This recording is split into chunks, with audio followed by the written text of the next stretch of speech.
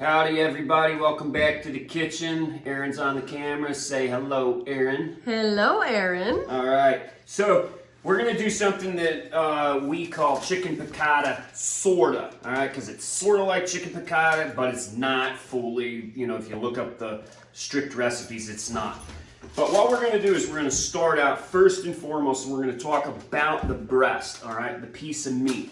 Because so many times, so many people, and it just pains me to think of how many people spend good money on these beautiful breasts that we spend so much effort to raise, and then take them home and ruin them because they're not cooking them right, okay? And here's what we're gonna talk about. If you look at that breast every breast is thick up here and thin down there. So if I am going to cook this piece of meat to doneness here, so it's not raw in the middle here, it's going to be rubbery and hard. And I don't know how many people overcook half of their meat just to have this be tender and juicy, all right? So there's one way that we solve this, and that is by either butterflying them, okay? So you can butterfly it. I have really sharp knives, okay? And they're like shaving sharp knives, and I keep them all that way. I could come in like this and cut that in there, but first and foremost, it's hard to do. I bet most people in their kitchens, which, am I right, Erin? Who sharpens your knives? You. Yeah. Actually, I've started. Sort of. Oh, who's polishing them off when you're still sleeping? I am. So, super sharp knives to get in there and make that cut nice. That's fine, but I'm not going to do that. I'm going to pound it, okay? Now, I like to use parchment paper when I'm pounding my breasts. And you can use a plastic bag. I like to stay away from the plastic. And then as far as what we're trying to do is even it out. I'm trying to pound it so it's an even thickness. Now, we tend to have this nice handy dandy pounding device. It's very nicely weighted, but you know, anything with a really hard flat bottom, like a Tabasco bottle, if you got a Yeti laying around, nice flat, you take that Yeti tumbler and smash that thing down, okay? Anything will work, all right? Now, I just tend to like the control that I have. I can feel it really well, what's going on in there. So I'm going to... There you go. There you go. Ha! Here, let's move over here. Okay. Actually, this is fine. We'll just keep doing this.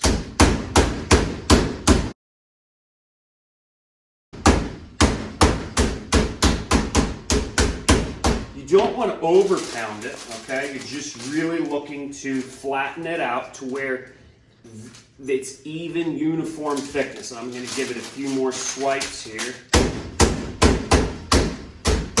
You're not looking to tenderize it or pulverize it, okay? You can go too far. So we're perfect right here, okay? And you're going to see that it's a nice, uniform thickness throughout. Actually, I might give that. Lucy wants to see it. Would you like to see?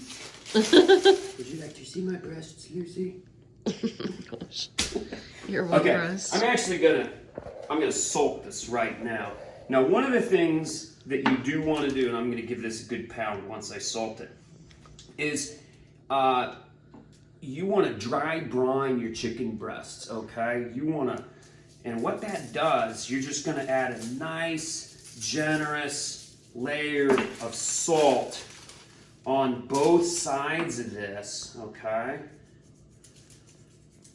And what that dry brine does, this salt acts, I gotta remember to put it over there so it doesn't jump up and down.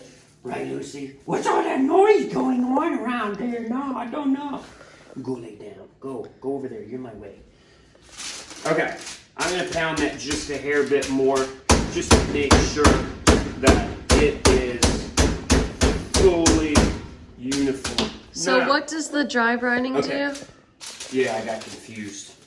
I got distracted. Distracted by the cute puppy. I got distracted. Oh, distracted again. What the dry brining does is the salt will pull the moisture out of the piece of meat, and then it will reabsorb back into the meat. And what that does is it gets that nice salty flavor out of the outermost. Because look, you can't see it. This will never show up on camera. It's all grainy out here. And you're gonna get a salty bite, and you know it's gonna be on the outside. But what happens is that salty will permeate down in through the whole piece of meat, and that's what you're looking for. When you pound a breast to be like this, that dry brine can happen in about an hour. All right, so it's not a long process. If you have 2 hours, great. But if you only have an hour, that's fine too. So I'm gonna skip ahead because Erin and I have to go back to the farm to do afternoon chores. The girls have the day off, so we're cooking, and we just figured since we're cooking, we'll share it with you folks, and this is how we do it. So we're gonna move over to our, get a cup of coffee, get a swig of coffee. Coffee's good. Mm-hmm. Especially when you wake up and start working at 3:30 in the morning. All right, let me get my bearings here. Grab the other one. Oh, the other breasts. The other breast. Okay.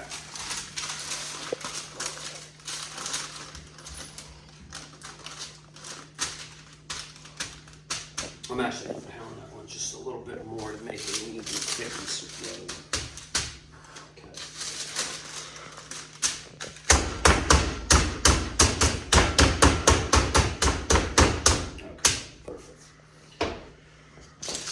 Okay, now we are over at our flouring station. I'm going to get my pan. I'm going to get my pan good and hot. And I like to go straight from the flour, straight from the breadcrumbs into the pan. Now, a word about breadcrumbs. These, my friends, are homemade breadcrumbs that I make from Joe's white sourdough bread, okay? Since we just had some time, I made these. I do not use store-bought breadcrumbs. Why is that? Because they're toxic. In order for those to sit stable on the shelf, not absorb moisture, not cake together, they have to put all kinds of other additives in it to make that happen. Now, Erin and I just put together a breadcrumbs video on how you do this yourself. And basically, this is just Joe's sourdough bread coating the outside of these. The flavor is ridiculous, okay? So while our pan is heating up, I'm also going to talk just a second about the mushrooms, okay? And the mushrooms, we're using a half a pound of mushrooms. This is for 2 people, but this could probably serve 4 if we were doing this. This would definitely serve 4 people. Oh yeah. If you have it over rice or mashed potatoes. Side of broccoli, whatever. Yeah, exactly. We're just kind of doing this for you folks to show you how to do it. So the mushrooms are going to come like that. You want to cut off the base portion that's attached to the block, okay? And I don't cut mushrooms. I pull them apart like this, all right? See how I'm doing that? I just pull them apart, and I find that the texture is so much nicer when they're browned and cooked when I'm pulling them apart. What I tend to find is if I chop them up, you know, this piece will be a small piece and that's going to be overcooked. But if I pull them apart, they cook so much better. Those are from Miller's mushrooms. Absolutely. All right, our pan is hot. Oh, We're yeah. ready to go. I'm going to get the butter in. Be generous on the butter, everybody.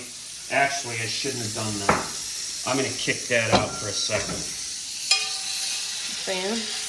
Huh? Fan? I gotta bread these. All right.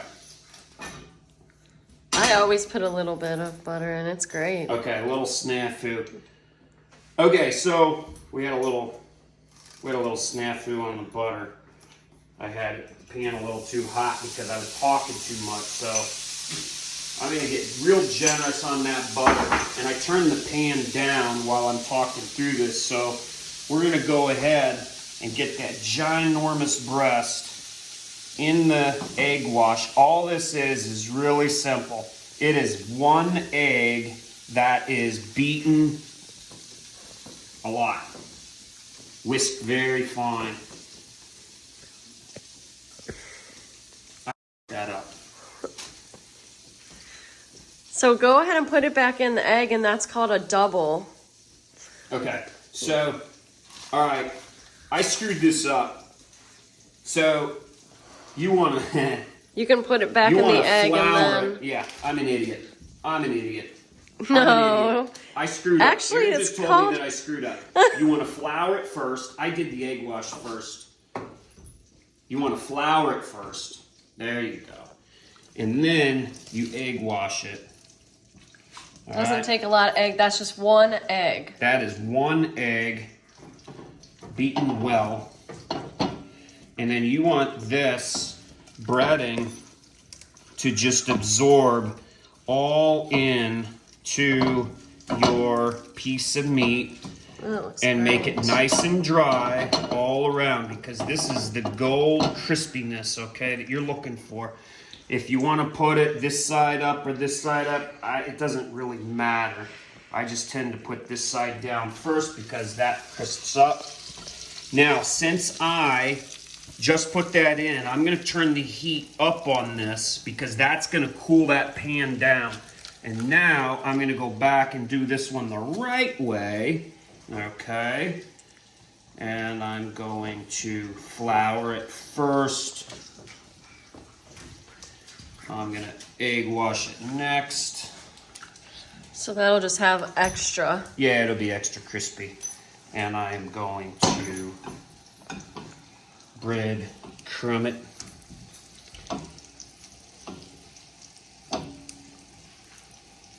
Get that all soaked. Look at that. That's That is insane. Yeah. That'll be your piece. You love the extra crunchy. I love it. I love the crunch. That's why I like those crispy chicken sandwiches that they sell at those fast food joints. Those are like my Achilles heel because I love that crunch, that fried crunch. Ridiculous. And the spicy. You love spicy. It's unbelievable. If I could figure out how to make that like Wendy's spicy chicken sandwich. We're gonna figure it out. Yeah, we'll figure it out. So I'm gonna get this in there. Okay. Pan is hot. I'm actually gonna back it down just a bit. Now these babies are gonna cook quick, all right? So that gives me time. I'm gonna watch that. That gives me time to get rid of some of this stuff, get it out of the way. Look at that. Wash the hands. We'll check back. No, just keep recording. Okay. Just keep recording. I want the whole thing. Okay. All right.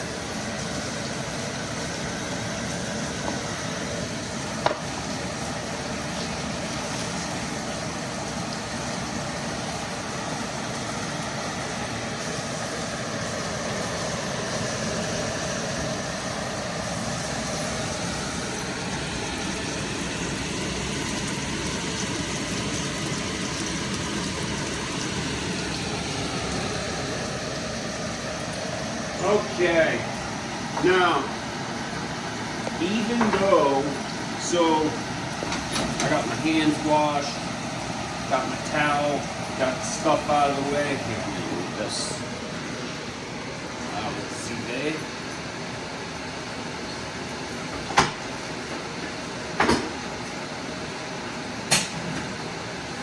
I'm gonna go ahead and give these a little bit of salt.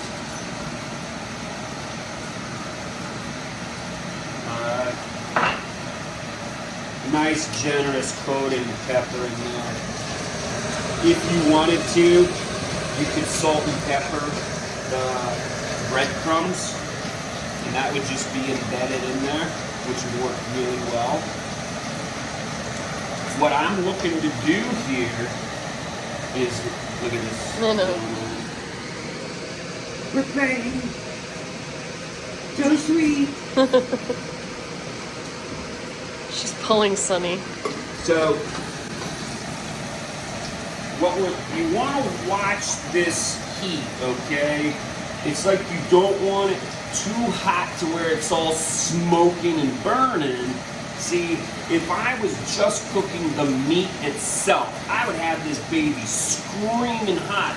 But since we got the breadcrumbs in there, we got to play fine balance with the heat on this. So, you know, I don't cook a lot with breadcrumbs. This is kind of like a treat for us. Yeah. So I don't have a one and done setting.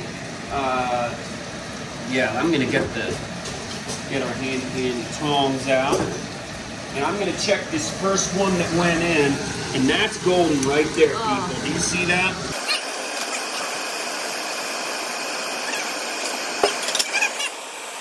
Now, once these have crisped up, all right, that's what I'm looking for right there, is that crispiness. These things are cooking. Now, here's another tool.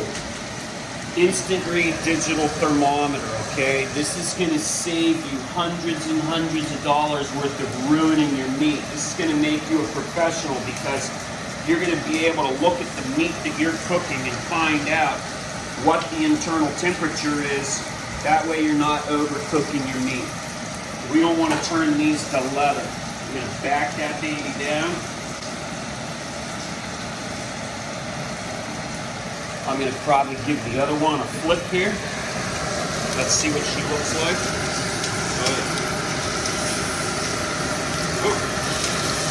Oh, there she is.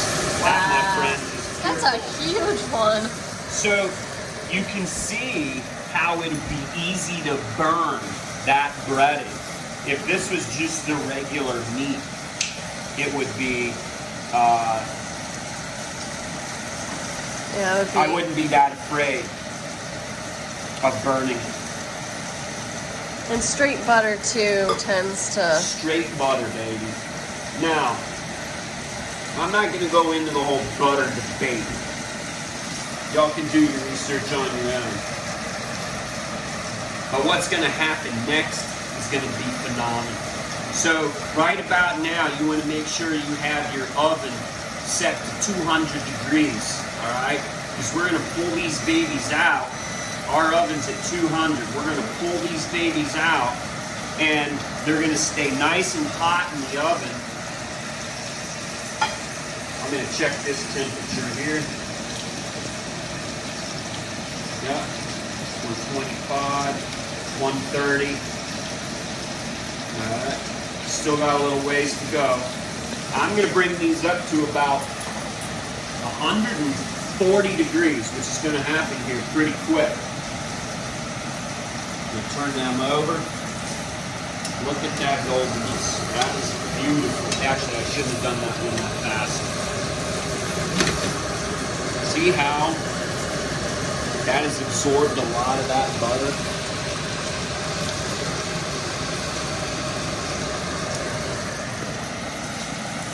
This one here is going to go in first because I was yik-yakking as I was doing this, and this one happened a little bit later. I got confused.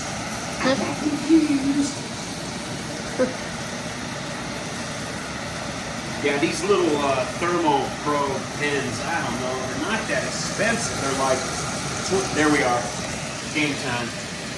See, this happens quick. That went from like 130 to 150 degrees like that. This one's gonna come on quick also. This one's a little bit thicker. Yeah, it is. It looks nice. My pounding was not even. I'm at 135. That's gonna happen quick. I'm gonna turn that over. Oh, that's glorious. It is. It's beautiful.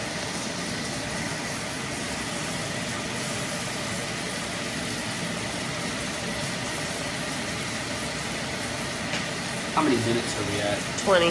20?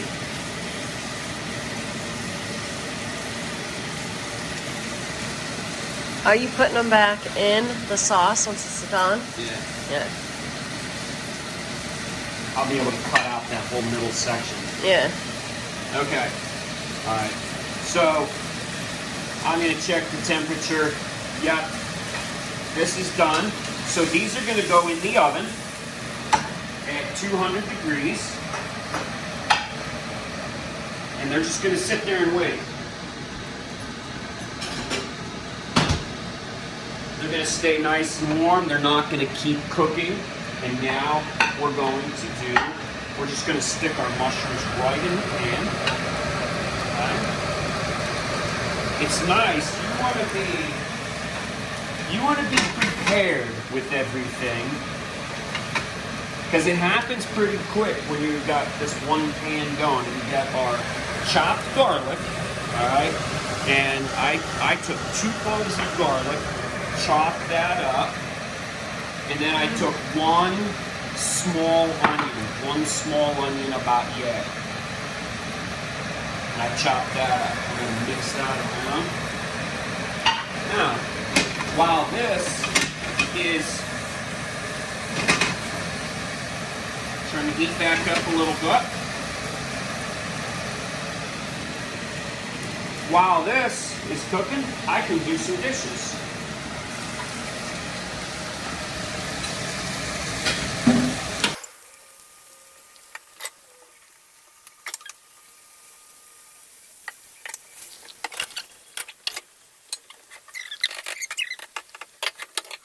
Does it smell good, Lucy? What do you think? What do you think, huh? Lucy, does it smell amazing?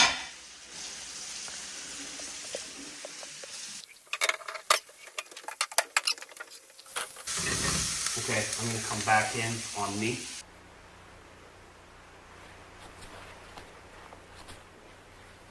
Quiet, he's gonna say something. Okay. All right, everybody.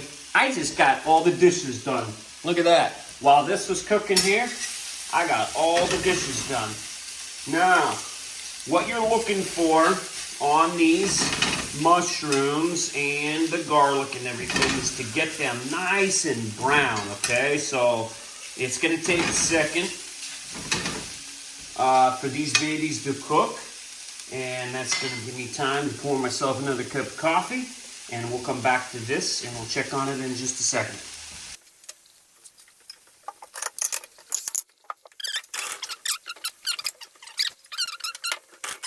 All right, we're back. I did some more dishes. I got myself a cup of coffee. Now, if this was like 5 o'clock and I was cooking dinner, I'd be drinking wine, baby. But since Erin and I have to go back to the farm and finish up chores and we got more work to do later this afternoon, can't do it. This boy is no-go. But what we're going to do is watch what's going to happen when we put this wine in. Okay, we're going to pour that around. That, my friend, is gorgeousness. All right? Watch what'll happen. See that the alcohol is steaming off. But anyway, we're going to cook that down. We'll probably reduce this by about half. So we're going to get that heat jacked up really, really hot. Give it a little bit of salt. Okay. All right. We're going to hit that with a bunch of pepper. You don't need to go out. You don't need to go out. Look at him. Yeah, man. This isn't some fancy set. We're cooking with the dogs, huh? All right. Plenty of pepper. Okay. I'm pretty sure I put my finger in the photo. Did you? Yeah, it's fine. What we're looking to do, this is the final stage. We're going to get this cooked down, reduced pretty much. We still have a little bit to go.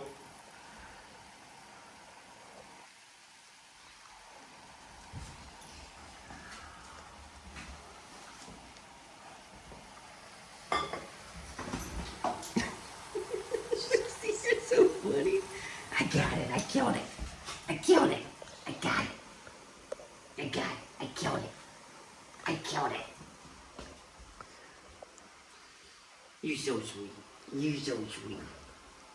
This is dog sitting. I killed it. Okay. All right, you ready? Yep. Okay. We are just about there. I want to cook off just a little bit more liquid, but right now is when I'm going to add some of the cream. I'm not going to add a bunch of this cream. This is just going to thicken it up a little bit. That's about it. Okay?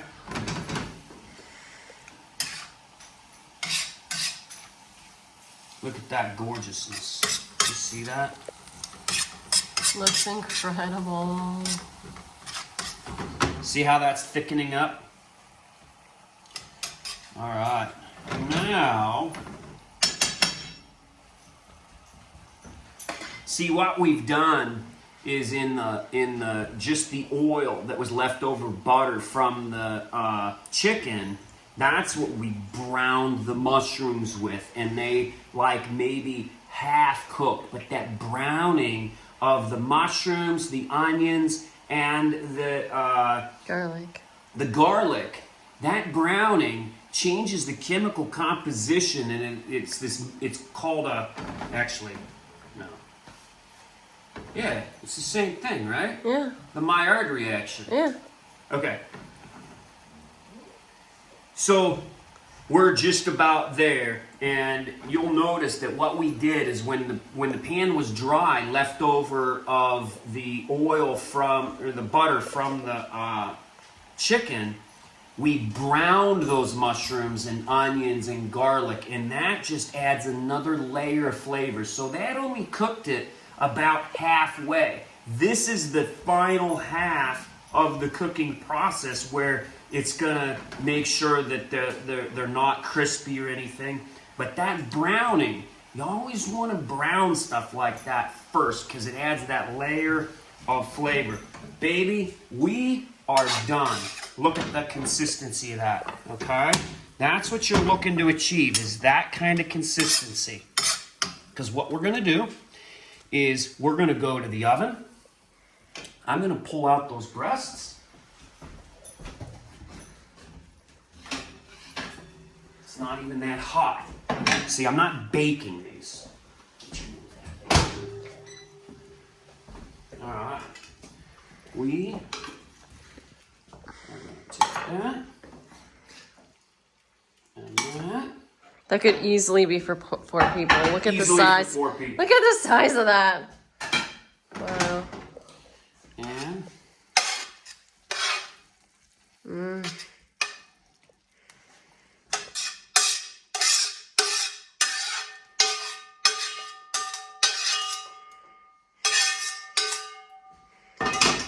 that, my friends, is bueno. Okay? Let's Look see at that.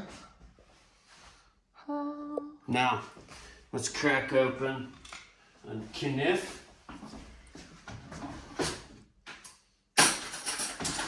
Get a fork. All right, baby. You do the duty. Here. Oh, yeah? Yep. Let's see. This one? Yeah, whatever. Let's see how it turned out. So big. All I'm right. gonna get this mushroom. Come on, mushroom. Oh. Maybe get the mushroom first. How'd it turn out? So good. Yeah? Sweet. All right. We hope you guys enjoy. We'll keep these coming. We're having fun doing it. The reason why Erin's behind the camera is, well, she just prefers it that way. It's great. I talk a lot, so I'm better at talking, I guess. But we work on this together, and we really hope you guys enjoy some of the stuff we're doing. Yeah. We're not looking to be professional. We're not looking to do anything except support you folks who are getting your food at the farm and help you to enjoy that more and experience what we've experienced, which is the gathering nature of food, which Erin calls the nourishing of the soul. Yep, all right, that's so right. peace, everybody. We'll see you next time. Bye.